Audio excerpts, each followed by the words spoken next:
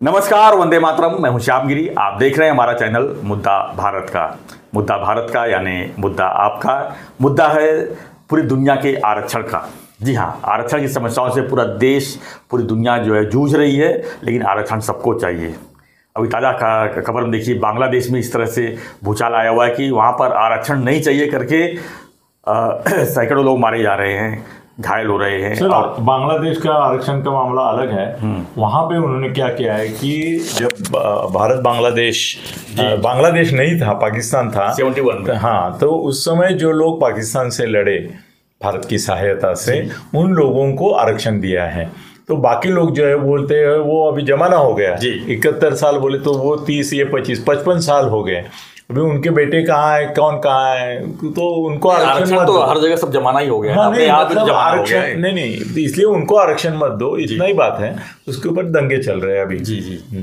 तो आप क्या मानते हैं सर, आरक्षण का जो विषय है, कभी कभी ऐसा होता है कि आरक्षण खत्म कर देना चाहिए। हर कोई चाहता है कि आरक्षण समाप्त हो जाए, सबको उनकी योग्यता के हिसाब से उनको नौकरी मिले, योग्यता के हिसाब से पढ़ाई हो, सब ठीक है। क्योंकि आरक्षण जो है देश को खोखला कर रहा है। क्योंकि एक नीचे स्तर का जिसको कुछ नहीं आता है वो टॉप पे आके बैठ जाता है, और वो बाद में देश के लिए उसको घातक भी है। तो ऐसे बहुत से लोग मानने वाले हैं। तो आप क्या समझते हैं इसको? सर, कैसा है ना कि आपकी समाज व्यवस्था में जो कमज़ोर वर्ग है उनकी सहायता करने वाला अगर समाज में कोई घटक है तो आरक्षण की अलग से ज़रूरत नहीं। मगर अगर ऐसे नहीं है तो ज़रूरत पड़ती है। अभी मनोहर जोशी महाराष्ट्र के मुख्यमंत्री बन गए, उनकी कहानी मैंने सुनी भी है, लिखी भी है।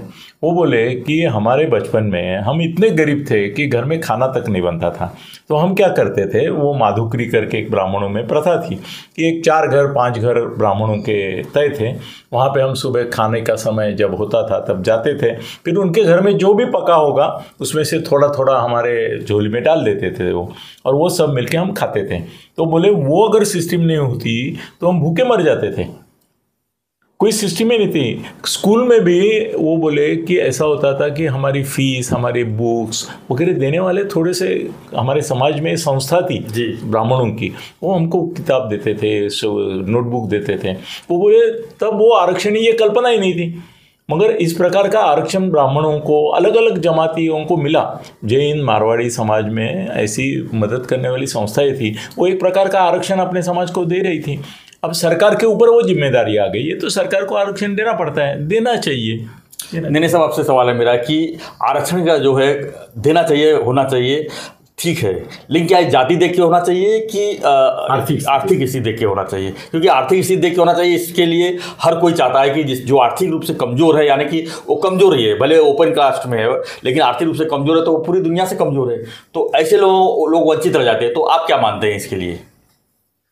देखिए, डॉक्टर बाबा साहेब अम्बेडकर ने जब संविधान में आरक्षण का प्रावधान किया तो उनका जो सोच था वो क्या था कि उस वक्त के जो मागासवर्गीय लोग थे, मतलब एससी और एसटी, मतलब जिनको बिल्कुल ही कहीं अपॉर्चुनिटी नहीं मिलती, तो आरक्षण के रूप से उन्हें ऊपर उठाने के लिए, उनके तबके को ऊपर उठाने के लिए अवसर मिलना चाहिए, मदद भी मिलनी चाहिए। इसके लिए उन्होंने आरक्षण शुरू किया, और 10 साल के लिए, और उन्होंने शुरुआत में उन्होंने कहा कि 10 साल के बाद ये आरक्षण आप बंद कर दो। अभी उसके बाद में राजनीति जब आ गई उसके अंदर, कि ये एक आरक्षण का विषय जो है वो राजनीति इशू बन के कांग्रेस ने यूज़ करना चालू किया कि उन्होंने वो और 10 साल बढ़ाया, फिर और 10 साल बढ़ाया, और अभी ऐसे हो गया है कि आरक्षण का विषय जो है ना, उसमें एससी एसटी जब तक था तब तक ठीक था। मंडल कमीशन को जब अपॉइंट किया गया और मंडल कमीशन ने ओबीसी को भी आरक्षण दो करके जब उसमें रिकमेंडेशन दे दिया, 350 जातियां, हाँ, तो उससे एक पैंडोरास बॉक्स जैसे बोलते हैं कि तुमने एक ऐसा कुछ खोल दिया, जिन तो बाहर आ गया, और जिन अभी बड़ा हो गया एकदम उससे, और अभी उसको वापस वो बॉटल में डालना, वो जिन को और बंद करना नामुमकिन जैसे अभी लग रहा है। क्योंकि 3.5 पहले 100-125 जातियां, फिर 250, फिर 350, अभी तो बोलते हैं ओबीसी में 1000 जातियां है देश भर में मिला के। और अभी मराठा ये सबसे ताजी जात है जो खुद को अभी मैं आरक्षण चाहिए करके, हाँ, हम ओबीसी में आने की बात कर रहे हैं। मतलब एक किसी ने सही कहा था कि हमारा देश प्रगति जैसे कैसे करेगा कि जब देश की हर जाति खुद को मागास बोल रही है, मतलब तो देश की प्रगति कैसे होगी। तो ये बाबा साहेब का जो ओरिजिनल थॉट था, वो थॉट की वाट लगा दी है सबने। और अभी तो मैं तो बोलता हूँ, अभी मैं ब्राह्मण हूँ, आप भी ब्राह्मण हो, खत्री साहब भी ब्राह्मण है। अगर देश के इसमें देखो डेमोग्राफी में, तो हम सिर्फ 3% है ब्राह्मण लोग देश में, तो हमें भी आरक्षण मिलना चाहिए। हम भी माइनॉरिटी में है इनफैक्ट, और मुसलमान लोग 18% है, या इनफैक्ट अभी सेंसस होगा तो 20% के ऊपर जाएंगे। 20% के ऊपर अगर मुसलमान पॉपुलेशन गया तो एज पर कॉन्स्टिट्यूशन उनका माइनॉरिटी स्टेटस निकल जाएगा जी। They will become second largest majority. Yes. हाँ, एंड वी आर ओनली 3%, तो हम माइनॉरिटी है एक्चुअली। तो मैं तो कहूंगा माइनॉरिटी का आरक्षण ब्राह्मणों को देना चाहिए सबने। सभी लोग आरक्षण मांग रहे हैं तो हम क्यों नहीं मांगे भैया। सर इसमें आप क्या देख रहे हैं इस चीज़ में? नहीं, क्या होता है इसमें एक और पहलू है। कैसे हैं, ब्राह्मण हूँ मैं, तो मेरी मदद के लिए बहुत सारे लोग आते हैं। और कैसे हमारे देश में एक परंपरा है कि ब्राह्मण को भिक्षा देना, ब्राह्मण को दक्षिणा देना, ब्राह्मण को संभालना, वो ब्राह्मण प्रतिपालक, वो तो शिवाजी महाराज थे ही। तो गो और ब्राह्मण ये दोनों पवित्र और संरक्षित माने जाते थे पहले से। तो सर आपने कहीं देखा नहीं होगा कि ब्राह्मण भूखा मर गया, नहीं मरेगा। उसको मंदिर में भी जगह मिलेगी, मंदिर में खाना मिलेगा, कुछ ना कुछ शिक्षा मिलेगी, उसको सब मिलेगा। तो वैसे आर्थिक दृष्टया दुर्बल होने के बावजूद वो प्रोटेक्टेड रहता है। ऐसे दलित समाज के नहीं, उनको गांव के बाहर रहना पड़ेगा, उनको ये कोई इसमें शामिल नहीं करके लोग अपमानना होगी, ये होगी। तो मुझे लगता है कि खाली आर्थिक आरक्षण नहीं चलेगा, उनको किस प्रकार की ट्रीटमेंट समाज देता है वो भी देखना पड़ेगा। ब्राह्मण कितना भी गरीब हो, फिर भी वो गरीब दूसरी जाति के लोगों से अलग जीवन जीता है। सर हम लोग यहाँ तक आ गए ना, हम भी इतने गरीब थे सर कि आप समझेंगे नहीं कभी। मैं कहानी बताऊंगा तो आप बोलेंगे क्या झूठ बोल रहे हो। ये मनोहर जोशी जैसे ही हमारी भी कहानी है बचपन की। मगर ठीक है ना, अभी भी यहाँ तक आए। मगर मैं ब्राह्मण नहीं होता, बुद्धिवादी नहीं होता, तो शायद मुझे जिन लोगों ने सिलेक्ट किया जहाँ जहाँ पे, वहाँ पे ये मेरा एक मुद्दा रहा कि ये ब्राह्मण है। और मैं आपको अलग एक बात बताता हूँ कि जितने मराठा हैं जी, उनको ब्राह्मणों के प्रति आदर, प्रेम, आस्था और ऐसा उनका कहना होता है कि एक ब्राह्मण अपने साथ होना चाहिए। भाई छत्रपति शिवाजी महाराज जैसे इतने महान, इनको भी महाराष्ट्र के ब्राह्मणों ने नहीं दिया राज्याभिषेक का। ये तो गागा भट्ट को लेके आए वो काशी से, कि उसी ब्राह्मण का सिक्का चाहिए मुझे, ये उनका आग्रह था। ये भी सोचने वाली बात है। कौन है ब्राह्मण? शाहू महाराज जो थे, छत्रपति शाहू महाराज, उन्होंने ब्राह्मणों को कभी इस तरह से ये नहीं किया। फिर भी उनका भी प्रॉब्लम हो गया कि वैदिक पद्धति से उनको जब पूजा की गई तो उन्होंने पूछा कि ये वैदिक पद्धति से क्यों कर रहे हैं, ये मेरे को दूसरी जो होती है वो क्या बोलते हैं उसको, उस तरह से क्यों नहीं है। तो बोले आप क्षत्रिय नहीं। सही बात है। तब जाके उन्होंने सामाजिक आंदोलन किया। दिनेश साहब, जैसे इस तरह से मराठा समाज आरक्षण मांग रहा है, और भी धनगर समाज जैसे लोग हैं, और भी बहुत समाज पूरे देश में है जो आरक्षण की कतार में है, तो ऐसे सभी लोग अगर आरक्षण मांग रहे हैं तो बचेगा कौन ओपन कास्ट के लिए? आपका यह सवाल जो है, इसके लिए मैंने थोड़ा मजाक में पहले कह दिया कि हम ब्राह्मण लोगों ने भी मांगना चाहिए आरक्षण। असल में बात ऐसी है, अगर आप आरक्षण देना चाहते हो तो अभी समय आ गया है कि कुछ उसके लिए नॉर्म्स, टर्म्स, कंडीशंस जैसे बोलते हैं, कि एक जनरेशन जो है जिसमें आपने आरक्षण दे दिया, तो वो फैमिली को एक जनरेशन के बाद आरक्षण उसके आगे की फैमिली मतलब नहीं मिलेगा। अभी क्या होता है, बाप को एक बार आरक्षण मिल गया तो फिर मतलब वो पीढ़ी चलती रहती है। हाँ, तो वैसे ना करते हुए देखो, आरक्षण का मूल हेतु क्या था कि उन गरीब तबके के या तो मागास वर्गीय लोगों को ऊपर उठाना। 70 साल हो गए, 75 साल हो गए, असल में कुछ इफेक्ट आया है क्या? तो सभी पॉलिटिकल पार्टी कहती है कि नहीं आया है।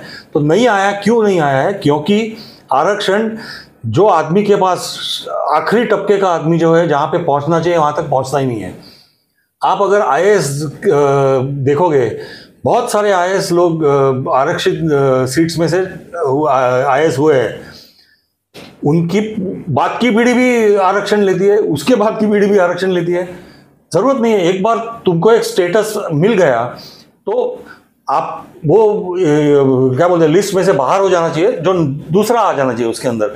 ऐसे कुछ नॉर्म सेट करेंगे तो ही सारे मागासवर्गीय समाज वालों को आरक्षण मिलेगा। अभी जो मराठा आरक्षण और धनगर आरक्षण है, मैं तो उसके बारे में एकदम क्लियरली बोल देता हूं, ये पूरी राजनीति है। एक को शह देने के लिए दूसरे को खड़ा करो, दूसरे को मात देने के लिए तीसरे को खड़ा करो, और यही राजनीति 70 साल से चलती आ रही है। जिसने बाबा साहेब का जो सपना था कि गरीब आदमी को हम ऊपर उठाएंगे, उनकी जिंदगी संवारेंगे, वो सपने का ये ही सारी पॉलिटिकल पार्टियों ने मिलकर वाट लगा दी है। और ये सारी पार्टियां कांग्रेस से शुरू होके जो ये राजनीति करती आई है, वो तो मैं बोलता हूं ये सब पार्टियां बाबा साहेब के गुनहगार हैं।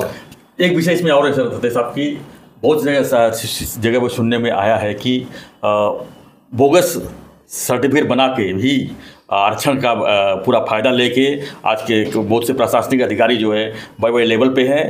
तो क्या नहीं लगता कि ये सब भी किसी कारण है जो कि नीचे लोगों को ऊपर नहीं आने दे रहे हैं? ऐसा नहीं, बोगस सर्टिफिकेट सर, डॉक्टरेट भी बोगस मिलती है ना आजकल जी। पुणे में एक आदमी है, उसके पास 200-500 प्रबंध पड़े हुए हैं, वो बोलता है आपको कौन से सब्जेक्ट पे चाहिए, 15,000 रुपये में वो पीएचडी देता है। तो बोगस तो सब कुछ होता है। स्कूल मास्टर का मेन धंधा क्या है? मैं ओपन कास्ट में हूँ, अगर मैं बोगस एससी का अगर लेके मैं बहुत फायदा ले सकता हूँ, तो ये कैसे रोकथाम होगा इसमें? नहीं रोकथाम होगी सर, जब तक आदमी है तब तक भ्रष्टाचार चलेगा। भाई आपने उद्धव ठाकरे और एकनाथ जी शिंदे को बोला कि आप गद्दार है, वो बोलते हैं ये गद्दार है। विभीषण कौन था? विभीषण को तो राम ने राज्य दे दिया ना, रावण का, मारुति को नहीं दिया, विभीषण को दिया। वो तो गद्दार था, रावण भाई था, फिर भी गद्दारी की। तो ये देश में परंपरा है गद्दारों को पारितोषिक देने की, तो इसे डुप्लीकेट का है। और दूसरी बात, आपने ईवीएम की बात नहीं छेड़ी थी।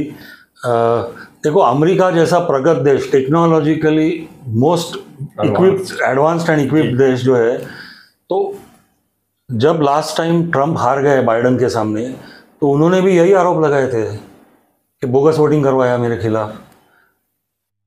तो आरोप प्रत्यारोप ये चलते रहते हैं। वोटिंग में भी पहले बोलते थे ना, गुंडागर्दी आए, हाँ। एक साथ डाल दिए, बोलने वाले बोलते हैं। ईवीएम नहीं था तब भी हाँ ये गुंडागर्दी की बातें होती रहती थी जी। ऐसा कुछ ईमेल से मैनिपुलेट किया लोगों को, अगर वो ट्रम्प ने वो सारी बातें उठाई थी। तो कुल मिला के हमारा जो सवाल है, आखिरी सवाल ये है कि आरक्षण का मुद्दा जो है किस तरह का होना चाहिए? क्या सरकार को क्या करना चाहिए कि आर्थिक स्थिति देख के देना चाहिए कि जाति के हिसाब से चलना चाहिए? अगर जाति के हिसाब से चलेगा तो पूरे सालों साले तो ये राजनीति लड़ाई चलता रहेगा फिर तो।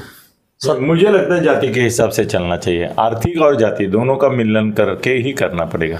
आप भारत जैसे देश में जहाँ जाति प्रथा को लिए इतना कठोर है, सर मैं अभी ब्राह्मण हूँ, और ब्राह्मणों में भी ऐसा हो गया है कि चित्पावन ब्राह्मण अलग, कराड़े ब्राह्मण अलग, तुम्हारे देशस्थ ब्राह्मण अलग, मेरे ख्याल से 8-10 ये है। उनमें हम लोग बोलने के लिए कुछ बोलते हैं, मगर चित्पावन ब्राह्मण है वो दूसरे ब्राह्मण से भी शादी करने को कचराता है। वो बोलता है मेरी जाति का मतलब पोट जाति का, यहाँ तक है। यही मराठा में भी है, 96 कुड़िया और दूसरे जो है वो एक दूसरे से अंतर रखते हैं। तो जाति बोलते हैं सर, जाति प्रथा वाला ये देश है। दूसरी जगह वर्ण भेद है, यही एक देश है जहाँ पे लाखों जातियाँ हैं और लाखों प्रकार के भेद है। तो यहाँ पे जाति का आरक्षण मजबूरी है अपनी। मेरा इसमें सोच ऐसा है कि हमें डॉक्टर बाबा साहेब अम्बेडकर की मूल सोच जो थी जी, उसके मतलब वहाँ तक जाके फिर से सोचना चाहिए। उन्होंने जातियों के लिए 2 पिछड़ी जाति जो थी, एससी और एसटी, शेड्यूल कास्ट और शेड्यूल ट्राइब, उनको दिया ही था आरक्षण, और उसका ही शेड्यूल कास्ट शेड्यूल ट्राइब का आरक्षण का ही संविधान में प्रावधान है। ओबीसी के आरक्षण का नहीं है, वो बाद में लाया गया है उसको। तो एससी और एसटी को आरक्षण आगे चलना चाहिए। तो जैसे सत्य साहब ने कहा कि जाति को आरक्षण देना चाहिए जो पिछड़ी वर्ग के है, तो वो भी हो जाएगा। और दूसरी बात, बाकी सारे आरक्षण मुझे लगता है बंद कर देने चाहिए। सिर्फ इकोनॉमिक क्राइटेरिया पे, आर्थिक क्राइटेरिया पे आरक्षण देना चाहिए, तो वो सारे लोगों को मिल सकता है। फिर वो मतलब जरूरतमंद है उनको सब जो जरूरतमंद है उन्हें वो आरक्षण मिलेगा। फिर उसमें हिंदू है, मुसलमान है, जो भी है। नहीं तो अभी क्या हो रहा है, आप अगर देखने को जाओ तो हम दलित जिसे कहते हैं, और हम समझते हैं कि ये दलित है मतलब ये बुद्धिस्ट होगा, मतलब बुद्ध को मानने वाले होंगे, धर्म को। पर वो आरक्षण के लिए तो वो हिंदू होते हैं और बाकी सबके लिए वो बुद्धिस्ट हो जाते हैं। तो ये जो क्या बोलते हैं ओवरलैपिंग, या तो एक्चुअली ये चीटिंग है, बहुत ज़रा सख्त वर्ड होगा, पर ये मैनिपुलेशन है एक तरह का। तो ये सब करने की ज़रूरत नहीं पड़ेगी अगर आर्थिक सूत्र लेके आरक्षण बाकी के लोगों को, SC ST का आरक्षण दो, बाकी सारे आरक्षण फिर वो कोई भी धर्म का, कोई भी जाति का हो, उनको आर्थिक सूत्र पकड़ के दे दिया तो सारे प्रॉब्लम सॉल्व हो जाएंगे। SC ST का आरक्षण मेरे ख्याल से 16-17% तक है। कोर्ट का है 50% का बैरियर, तो ऊपर का 35% जो है वो आप आर्थिक पे दे दो, सारे प्रॉब्लम सॉल्व हो जाएंगे आपके। नहीं तो ये धनगर मांग रहे, ये मराठा मांग रहे, वहाँ पे जाट मांग रहे, वहाँ पे मीना मांग रहे, ये चलता रहेगा, पटेल मांग रहे, तो चलता रहेगा। धन्यवाद। इसमें एक ऐसी बात मैं आपको कहना चाहता हूँ कि ये ना आकर्षण जो है जी, कि मैं खुद को OBC कहूँ, मागासवर्गीय कहूँ, ये कहूँ, इससे कोई अछूता नहीं है। और ऐसा है कि हमारे पंतप्रधान नरेंद्र मोदी खुद को OBC नेता कहते हैं, मगर बात यह है कि जब वो पैदा हुए तब उनकी जाति जो थी वो OBC में नहीं थी। वो बाद में जब वो सत्ता में आए तो उन्होंने अपनी जाति जो है वो OBC में इंक्लूड कर ली, तो वो OBC हो गए और अभी OBC नेता भी बन गए। बस इतना ही कहना है, ये बहुत सारा कह गया।